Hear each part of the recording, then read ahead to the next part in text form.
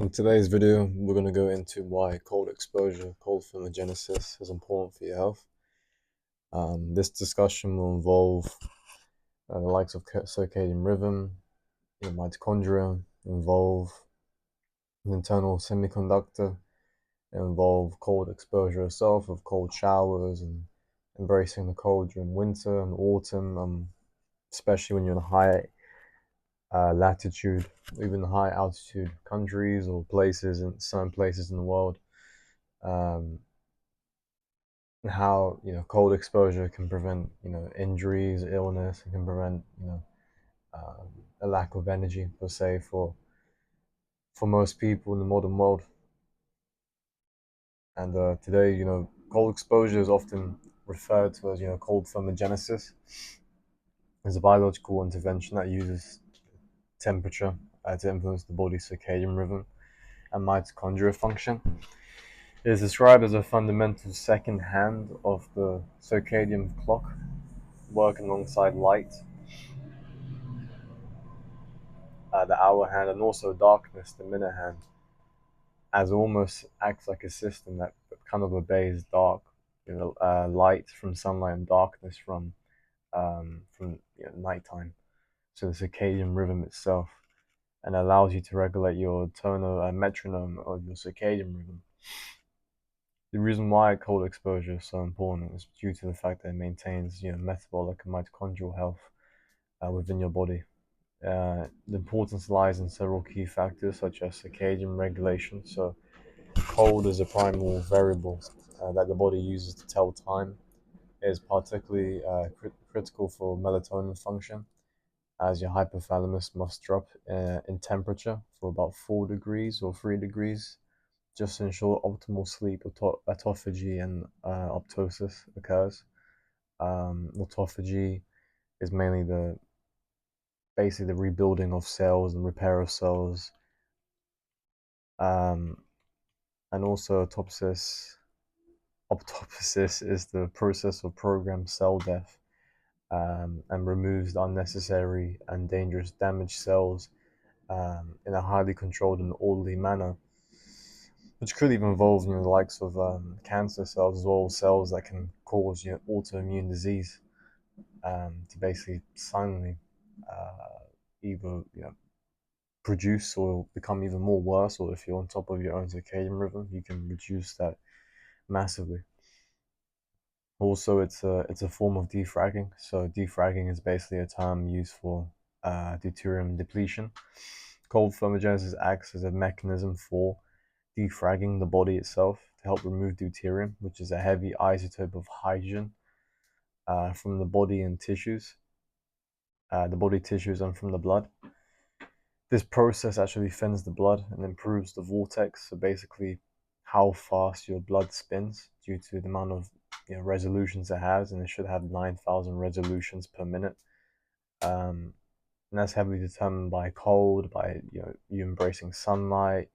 It helps massively by having a magnetic flux, so grounding bare feet on the ground in a place to where it has a strong magnetic influx, which sadly isn't the case for most places in the world, other than Siberia, maybe El Salvador, maybe some cities here and there that has a basalt rock lava active volcano that can basically produce a mass amount of magnetic flux, so you can recharge your body and ensure that your heart, your CSF, which is your cerebral spinal fluid vortex, can spin properly, that your blood can spin properly, and your ATPase energy system can spin properly, because all four of these aspects of health inside of your own body, that you probably weren't even aware of, they all have their own vortexes that need to spin at 9,000 resolutions per minute. But yeah, and for this case, in terms of cold thermogenesis, cold exposure, it basically helps all of these processes to actually get rid of the deuterium, because deuterium is like it's the most common kind of sludge, or kind of like glunk, or whatever word you call for like junk. Yeah, junk. Glunk, junk. junk that basically builds up in the body from loads of food, the lack of sunlight exposure, from water, from carbohydrates. It's the reasons why people have they have some decent effects or decent kind of positive responses to a diet like carnivore. Even though I think carnivore is still massively determined by sunlight, and if you're even able to see morning sunlight or like the sunrise or even the sunset. So I will make a video on diets and calories and how I definitely have a different point of view upon that, and how it puts less pressure on you to have to be perfect in terms of health, in terms of your diet, as long as if you're able to use your environment properly, as that will allow yourself to kind of understand how to just become a little bit more healthy without having to question your own existence and wanting to start your own life again, which is definitely something that is quite annoying for some people and is a very common trend. But anyways, cold exposure also helps with mitochondrial efficiency. So the changing of temperature and semiconductors in the body, like melanin, and collagen. Cold alters the light frequency emitted inside, during the mitochondrial metabolism, which improves the spin of the TCA cycle, which is another type of cycle and vortex that needs to be powered from the sun, from magnetic flux, that will allow your water structure of your mitochondria to be more efficient, more powerful, and less prone to low energy, or even allowing autoimmune diseases to occur inside the body, or just diseases that are foreign to the body. That will ensure that you're on top of your own game. And there's all alternative to pharmaceuticals. So with someone like Dr. Jack Cruz, he obviously argues that mastering like a process like the leptin kind of reset, or just embracing the sun and the cold, it can actually eliminate the need for drugs, and especially the new drugs like the GLP-1s like Ozempic, or even blood pressure medications like statins. Like this will remove the need for having to lower your blood pressure by harming yourself with man-made products that are not meant to keep you healthy, but meant to keep you reliant on them to pay loads of money and reduce your time bank and your money bank as well. So the best ways to perform cold exposure, one of them is face dunking. So this is apparently, this is the most critical initial step, just for you to kind of introduce yourself to it. It's a very quick process, and that's by basically placing your face in cold water, which is like 10 to 13 degrees Celsius or 50 to 55 degrees Fahrenheit, for 30 seconds at least, daily. So 7 days a week, every single day for 30 seconds for at least 6 weeks. And this will actually trigger you to have the mammalian dive reflex, which basically ensures that you actually, um, let me just going through this over here, as this ensures that you can actually have that type of reflex, you can have that type of connection to your body, which is a biological mechanism presented in every mammal or on Earth that serves the foundational basis for called thermogenesis, as it basically sends your body into a condition to where you are able to breathe better, you're able to intake oxygen more, you're able to actually reduce the deuterium, and this allows you to basically clean out your body, and this will allow you to even repair your sympathetic nervous system. And that's why people feel a lot better, they feel more happy whenever, after having a cold shower, after a few times a week, or after doing it for at least a month. And it's because they're helping, allowing your body and then supporting their body to kind of reset, and to allow their body to kind of help itself via helping the central nervous system, the sympathetic sympathetic nervous system, by helping out um, their vortexes are helping out their own soreness or fatigue, or even reducing the um, DOMS, or free radicals inside their body, or reducing the amount of calcification inside their blood or inside of their own body tissues. That ensures that they can keep on going and keep on living their daily lives without any struggle or less amount of struggle. Um, where am I? Yeah, here we go. I just have a few notes over here. That's why I'm looking down.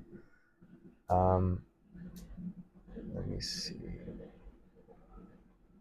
over here. The second one is actually gradual immersion. So basically, you're going to be taking baths or taking showers and allowing yourself to be in water that's obviously, again, it's going to be 10 to 13 degrees Celsius or 55 degrees Fahrenheit. And this will allow your body for 15 to 20 minutes. And also you can do it for less if it's too much, and if you feel like you've done enough or pushed yourself enough, then that's totally fine. There's no rush into this. The main thing is just to do it at a frequent basis. There's no need for you to rush things and do things. That's not how life works to begin with.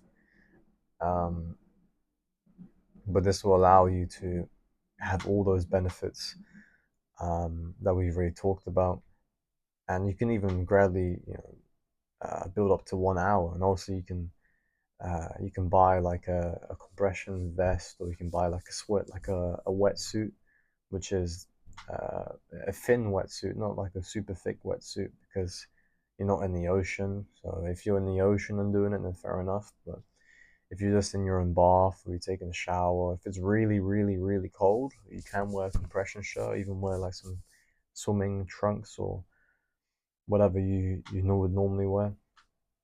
Then you can definitely do that. And also timing. So for me personally, I didn't even realize that this was the best time, because especially when during the summer it gets warmer, I like to have cold showers, or really, really cold showers before I go to sleep. For me, it's just because I feel more fresh, I feel colder. When you're going to sleep, your body temperature actually decreases as well by 3 to 4 degrees, anyways, and that's when your blood pressure decreases, and that's when you see the sunset and you get more tired and you feel more groggy, and that's really good for most people like myself. But the best time for cold exposure is right before bed, as this actually jump starts your ability to that cooling process required for deep sleep, and all those apoptosis and autophagy, basically cellular repairing systems and processes that your body goes through while it's going to sleep, which is massively important. And obviously, and also is to avoid contrast therapy early on. So you should not take a hot shower or bath immediately after cold exposure during this beginning phase or adaptation phase, as you want your body to rewarm itself and naturally maintain its biological signal, and allow your body to regain its temperature and gradually increase throughout the day. And that's what I've noticed when I've taken a cold shower in the morning, is that when you're awake, when you're woken up, when your cortisol's up, and you've seen the sunrise, your body tends to get running. It's like an engine when you in the car or the motorbike, whatever. The engine tends to take a bit of time, but once especially when you make it cold, it goes into that kind of state where it will eventually increase, and this will allow yourself to actually um, to wake up, to focus more, through all those benefits. And also it's a pretty good kind of start to the day as well. You could do both, to be honest. That's what I've been doing recently. You can have a cold shower, have like a 30-second cold shower kind of phase in the morning, and then before you go to sleep, you have more of a kind of cold shower focused end to your own end of the day before going to sleep. And the actual optimal longevity benefits uh, of using cold exposure for a few months, or even for some years, for a few years, and it involves improving sleep quality by cooling down your hypothalamus. It fixes broken sleep cycles, and fix it. You can even fix sleep apnea and some some interesting, autoimmune or metabolic syndrome conditions. Obviously, I'm not a professional, but just from studies and just from people's testimonials from using cold exposure, that's what they've said. Enhancing cognitive function. So it basically, cold exposure massively supports the actual sensitivity of melanin inside the central nervous system, and also melanin is nearly everywhere in your body, in your mitochondria, in your central nervous system, inside your gut, inside your skin, inside your eyes. It's the most neglected, the most underutilized power that humans have, that's been developing for millions of years, due to the Great Oxidation Event, due to just the evidence of evolution, the evidence of science, and the kind of aspect of utilizing energy, even if it's radioactive. That's the reason why you have Chernobyl, and you have those farms near Chernobyl to where the plants, like broccoli, um, Brussels sprouts, cauliflower, all those plants that have melanin inside of their own cellular structure, they're able to recycle the radioactive energy, isotopes, and use it to basically still go through, um, still use chlorophyll, still go through those natural processes that plants go through. So I'm not saying we're gonna just utilize fucking radioactive energy because we're doing cold exposure, but it really puts a massive emphasis on melanin itself, which is definitely a video that I have to make in the near future.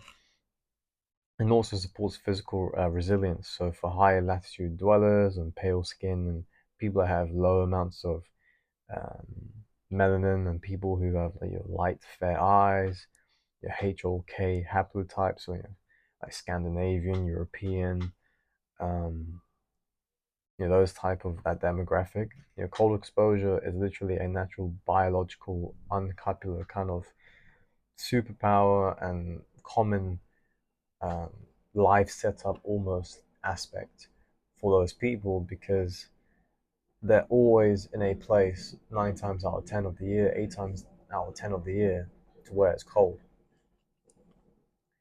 So they're able to basically utilize the cold exposure and still utilize, um, ensuring that their mitochondria is healthy without having to do too much.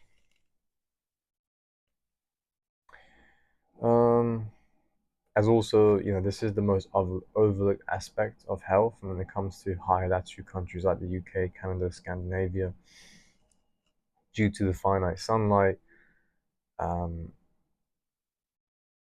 residents and people that live in these countries, which is like over 50% of the whole world. These people, myself included, these people that live in these high altitude countries have a less lenient kind of leniency, or less kind of wiggle room to make mistakes and to neglect sunlight and to indulge in stuff that causes health problems, causes fatigue and lack of energy, lack of libido, and all this stuff is the cold is definitely a massive advantage that basically it keeps you going, it keeps you having that momentum, it gives you that optimism to keep on going and to embrace your health. Um, and I know that cold exposure has been deemed as a trend and as mainstream, but the actual kind of reasoning for it is, and the how and the why, for me at least, has been a massive kind of reasoning for why I've embraced it a lot more and taken it more seriously, which I think a lot of people, millions of people, probably like, oh, it's just a trend, it's just nada, it doesn't mean a lot, but that's far from the truth. So we already gone through deuterium depletion, but again, I want to kind of talk about it due to the fact that deuterium has a double mass amount of light hydrogen, which acts as a connected isotope effect that encumbles energy production, so reduces it. And removing it allows the ATPase synthesis, ATPase system, and the ATPase vortex to spin properly at ultimate rate of 9,000 revolutions per minute.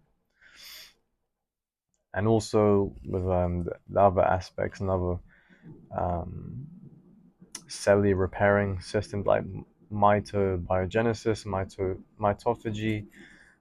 This basically stimulates the creation of new healthy actual mitochondria, um, and the removal of damaged ones, which is basically creation of new healthy mitochondria is mitobiogenesis, and the removal of damaged mitochondria is mitophagy. My God, my voice is slowly going. As this process occurs, not just in the tissues exposed to cold, but also throughout the body itself. And it allows your mitochondria to travel through the bloodstream to repopulate different areas of your body that needs new mitochondria, needs to filter out the old ones. Cold also stimulates mitochondria to produce biophotons at a specific, UV range, which basically allows your biophotons to convert cholesterol, which is a massive healthy aspect of the body and health itself, into vitamin D, right where the body needs it most, which is critical for living in high latitude environments with limited sunlight. Water production as well, so the actual alignment of the inner mitochondrial junctions, IMGS, helps the mitochondria to create low viscosity deuterium depleted water that reduces mechanical friction within the cell. So the actual water structure of mitochondria massively increases and becomes better, especially with low viscosity. You're talking about the key aspect of strength itself and being strong as a human being, as a mammal, which is a massive aspect as well. I do want to keep on going with this video, but my voice is actually slowly going, so I'll definitely make a part 2 of why cold exposure is important for your health, and this will be the first part. I'm sorry for the kind of sudden stop. I thought I was going to be able to do all this video in one go, but my voice is slowly going already, and I'll see you guys in a bit. I'll be back soon. I'll make this video either today or tomorrow, probably tomorrow, and yeah. Sorry for the wait. It's been a month. I know it's been a month, and I'm looking back to going to doing this consistently. And yeah, you'll see me post as well on Instagram as well. I'll probably do that late today or probably tomorrow, so my voice is a bit better. But yeah, I'll see you guys in a bit.